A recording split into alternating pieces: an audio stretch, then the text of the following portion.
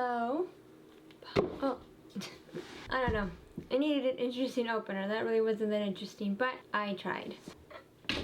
Shut that for noise. Okay, so yesterday's video, I opened up and talked about how I was diagnosed with social anxiety when I was 14, and before that, selective mutism when I was 5. And so today I thought I would share with you a couple little anecdotes, a couple instances from my childhood where I was misunderstood because of my anxiety. When I was really young, like I said, I was diagnosed with selective mutism when I was 5, which is a trait where you essentially become so flippin' anxious that you feel like you literally can't talk. Even though you are physically able to speak, there's just everything in your body is telling you that you cannot speak. Okay, and so like I said, I wanted to share with you guys a few instances where I was misunderstood due to my anxiety when I was a little kid. Before I knew how to cope with it, and before I knew how to coexist with my anxiety, before I knew how to control it. But heck, before I even knew I had it. Well, when I was in kindergarten, I remember one time we were playing a round of Heads Up 7-Up.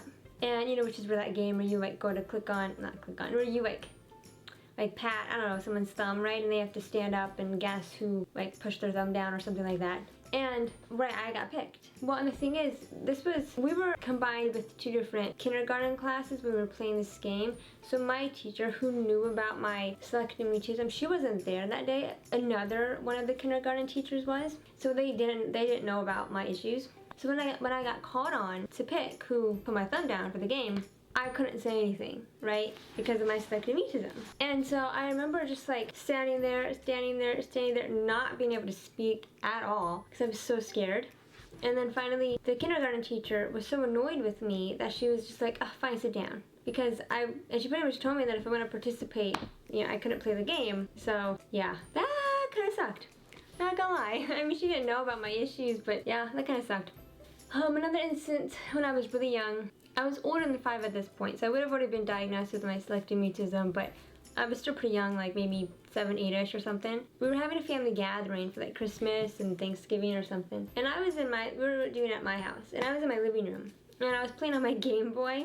Do people even still have Game Boys nowadays? I don't even know, honest to God. The only video game I actually play is The Sims, and I have it on my computer, so I don't even know like if anyone still has Game Boys nowadays. Comment down below if people do, because I honestly God don't even know. Well, and so I was playing like some type of game, doesn't matter, when one of my cousins went to say goodbye to me. Well, because of my anxiety and because I was so young, I was still wanting to cope with it, right? I didn't have it under control yet, like I said. So I like froze and I just kept my head down and focused on playing on my Game Boy, despite the fact she was standing right next to me saying, okay, bye Megan, bye, bye. She's like, come on, don't be rude, bye.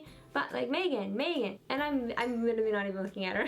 I'm just completely ignoring her because I was just so anxious.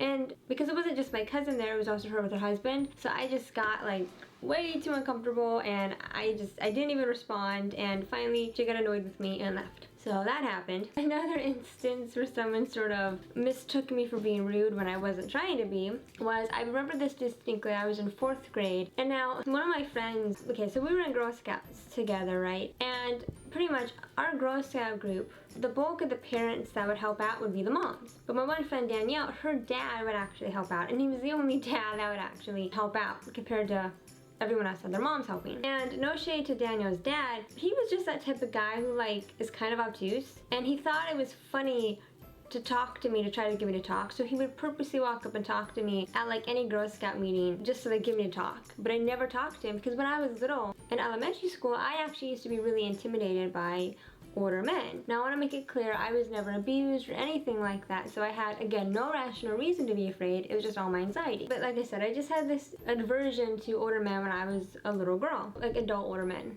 I mean, because gosh, I was like under 10. You know, if I was in 4th grade, I would have been like around 10-ish. Yeah, and it just made me uncomfortable. Like, he wasn't like doing anything inappropriately, but he just like kept trying to pester me to talk, and I clearly didn't want to talk to him, and he wouldn't stop, and like no one told him to stop. And I mean, in their defense, I don't know if I ever expressed that it made me uncomfortable. I think I just kind of kept it to myself. So, but anyway, so he showed up one day to pick up Danielle from school, and we were in our 4th grade class, and my desk was right by the door, and he showed up to take Danielle home, and he was saying hi to me and trying to get me to talk. But again, I ignored him because of my anxiety, which I was used to by this point, and I just kept ignoring him because of my anxiety. Well, this one girl, I think her name was Rochelle, I don't remember. She was like, Megan, don't be rude. And for the record, this one girl, Rochelle, she was kind of like I mean, she was kind of like one of the mean girls of our school. Like, I mean, I'm not gonna lie. It wasn't just because she said that to me. I mean, she was kind of like notorious for kind of being like a mean girl. So it's kind of ironic that she told me not to be rude when she was kind of like a rude person herself. But I still didn't respond, and that was it. So, yeah. Well, so that was a nice, really short vlog. Hold up. You guys, my head is being cut off. We don't want that. We don't need that. Oh Jesus. I need to keep my head in the frame.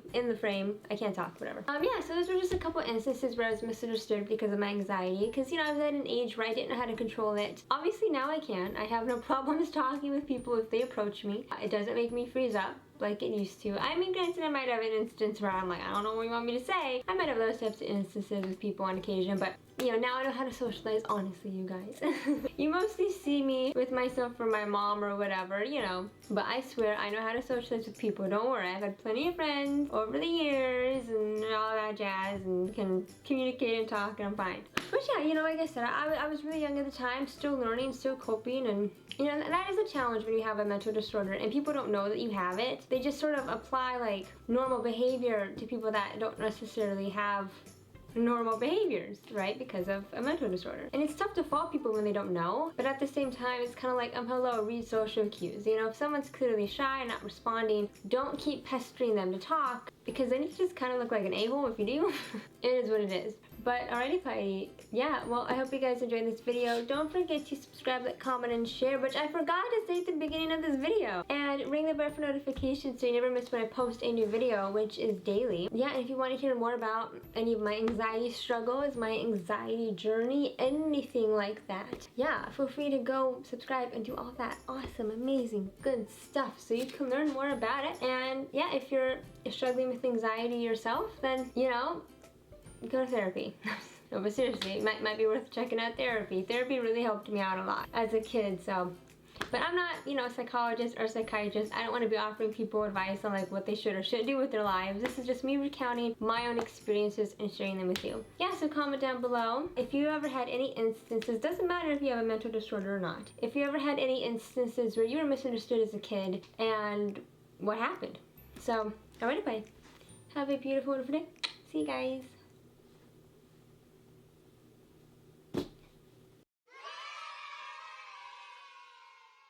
Hi, baby.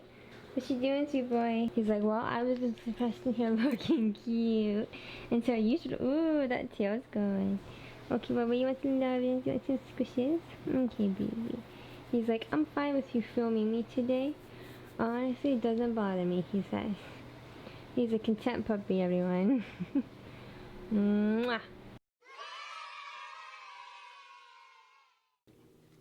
I was looking around my room to see, okay, how in the world can I end this video when I saw this like BH Cosmetic ad. It says take me to Ibiza, and I just thought, I don't know, I'll throw it out there. I am not a sponsor for BH Cosmetics. I want to make that very clear. This is not me sponsoring anything. This is me just realizing that I seriously need to clean up my room because I have crap all over it. Not that that was crap, but that I have leftover and this is a coupon.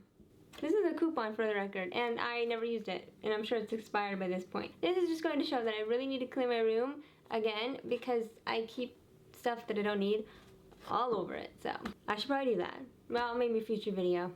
But okie dokie, see you guys. We're gonna try to cutely just get out of front. I'm just gonna go down like cute. I'm just gonna lay down. So see y'all.